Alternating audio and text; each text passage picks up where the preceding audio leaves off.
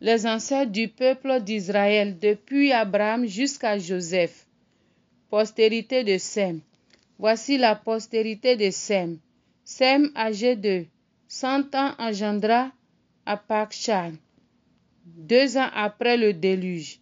Sem vécut après la naissance d'Arpachshad 500 ans, et il engendra des fils et des filles.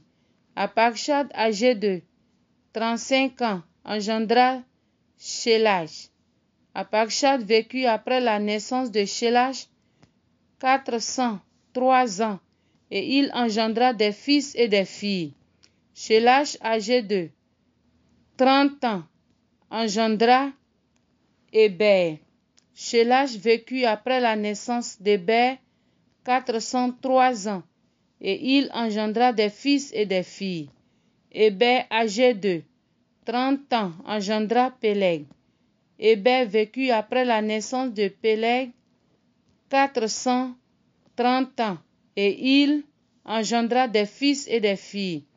Péleg, âgé de 30 ans, engendra Réhou. Péleg vécut après la naissance de Réhou 209 ans, et il engendra des fils et des filles. Réhou, âgé de 32 ans, engendra Séroug. Réhou vécut après la naissance de Séroug 207 ans, et il engendra des fils et des filles. Séroug, âgé de 30 ans, engendra Nakor. Séroug vécut après la naissance de Nakor 200 ans, et il engendra des fils et des filles. Nakor, âgé de 29 ans, engendra Térach. Nakor vécut après la naissance de Térach 119 ans, et il engendra des fils et des filles. Térach, âgé de 70 ans, engendra Abraham, Nakor et Haran. Voici la postérité de Térach. Térach engendra Abraham, Nakor et Haran.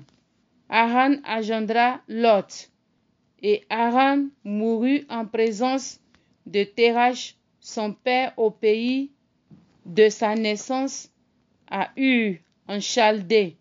Abraham et Nakor prirent des femmes.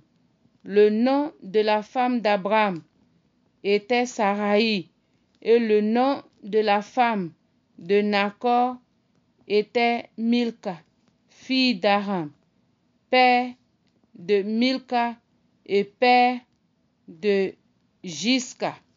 Saraï était stérile, elle n'avait point d'enfant. Térach prit Abraham, son fils, et Lot, fils d'Haran, fils de son fils, et Saraï, sa belle-fille, femme d'Abraham, son fils. Ils sortirent ensemble d'Ur en Chaldée pour aller au pays de Canaan. Ils vinrent jusqu'à Charan, et ils y habitèrent. Les jours de Térach furent de 205 ans, et Térach mourut à Charan.